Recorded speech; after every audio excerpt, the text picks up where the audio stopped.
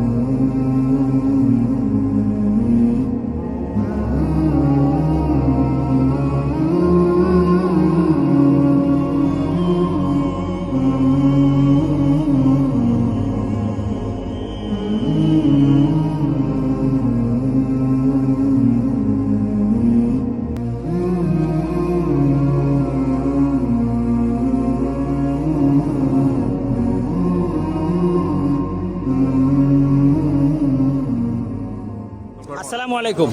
কত বছর যাবত এই ঈদগাহে নামাজ পড়েন? ইটার হ্যাঁ, ইটার শুরু হইতে শুরু করে না শুরু হইতে হ্যাঁ। আনুমানিক কত বছর যাবত? 50-এর উপরে ধরে না 50-এর উপরে। কি নাম আপনার? আমার নাম হলে মালানা আব্দুল গফুর সাহেব, মরকাটা মাদ্রাসার প্রবীণ শিক্ষক আছে। প্রবীণ শিক্ষক, ধন্যবাদ আপনাকে আমাদের সাথে যুক্ত হওয়ার জন্য।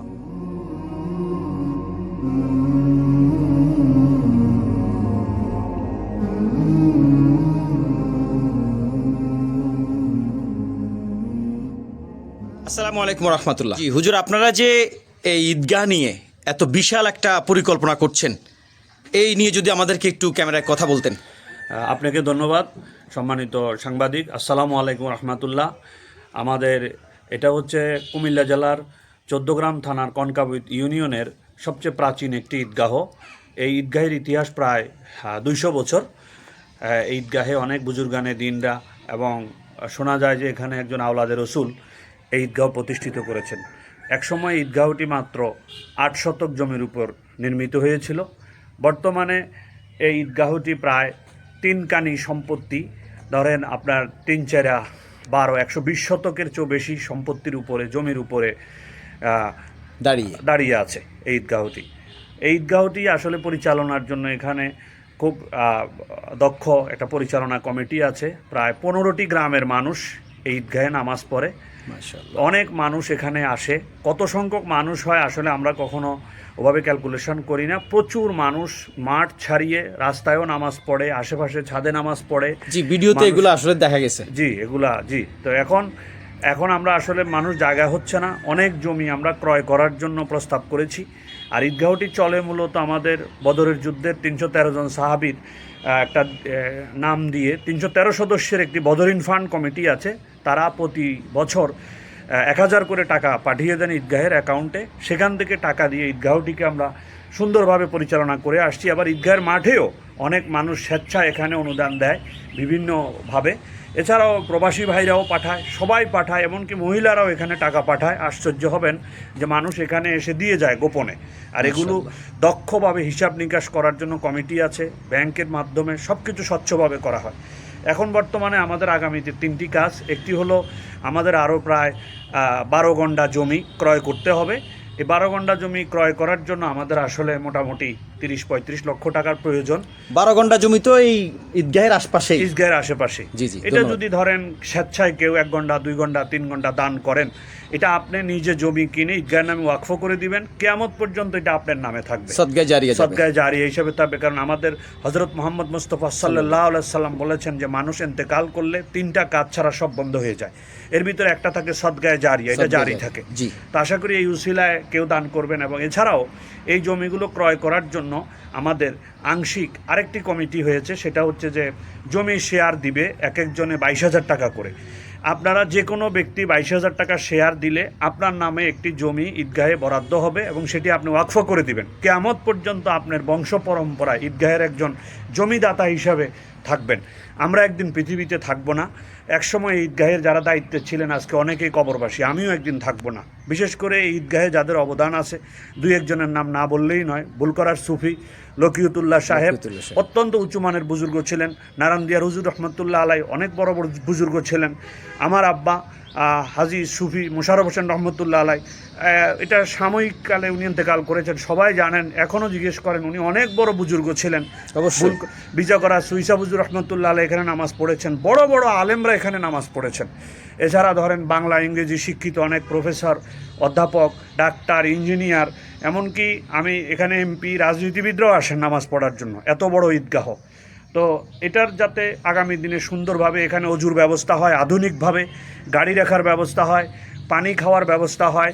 এত বড় ঈদগাহ ম্যানেজমেন্টের জন্য আপনাদের অনুদান অত্যন্ত জরুরি। আপনারা মুক্ত হস্তে স্বেচ্ছায় যে কোনো ব্যক্তি ঈদগাহের আপনারা খেদমতো করতে পারেন, বদরিন ফান্ডের সদস্য হতে পারেন। একটু জমির শেয়ার দিয়ে আপনি একজন জমিদাতা হিসাবে ঈদগাহে থাকতে পারেন। আমরা ভিডিওতে ব্যাংক অ্যাকাউন্ট নাম্বার অথবা বিকাশ নগদ নাম্বার দিয়ে দিব, সেখানে দিতে পারবে তো মানুষ? জি, ওখানে দিতে পারবে। জি, পুরোপুরি সবাই আমার জন্য দোয়া করবেন। আমি ঈদগাহের আসলে একজন সেক্রেটারি, এটা কোনো ফ্যাক্টর না। আমি এখানে একজন খাদেম, আমি গুনাহগার। আমি নিজে একজন সরকারি কর্মকর্তা, বিসিএস ক্যাডার এ এলাকারই। সন্তান, আরও এখানে অনেক বিসিএস ক্যাডার আছেন, এটা ফ্যাক্টর না। এখানে একবারে যিনি রিক্সা চালক তিনি যেরকম মুসল্লি ঈদগাহে আমার কাছে, আমিও তার সমান মুসল্লি, এর চেয়ে বড় আমরা আল্লাহর বান্দা হযরত মুহাম্মদ মুস্তাফা সাল্লাল্লাহু উম্মত, হুজুর সাল্লাল্লাহু উম্মত হিসাবে আল্লাহ আমাদেরকে কবুল করুক। যারা ঈদগাহে দান করবেন সকলকে আল্লাহ কবুল করুক, আমিন। ধন্যবাদ আপনাকে আমাদের সাথে যুক্ত হয়ে কথা বলার জন্য। আসসালামু আলাইকুম রহমতুল্লাহ। আপনারা দেখছেন ঈদগাহের মূল ভবনটা হচ্ছে যেখানে যেখানে বাউন্ডারি আছে, আমাদের জোনায়েদ হুজুর দাঁড়িয়ে আছে। এর বাহিরে যে খালি জায়গাগুলো দেখছেন এগুলোই যে কেউ চাইলে একটা অর্থ দিয়ে আপনার বাবা, চাচা, নানা উত্তরাধিকারী সূত্রে আপনি আপনার ফিজাদের জন্য, আপনার মুরব্বীদের জন্য সদগায় জারিয়া হিসেবে এখান থেকে চাইলে আপনি এই খালি জায়গাগুলো যদি জমিওয়ালারা বিক্রি করে, এখান থেকে আপনারা চাইলে জমিটা ক্রয় করে ঈদগাহের জন্য দান করতে পারেন।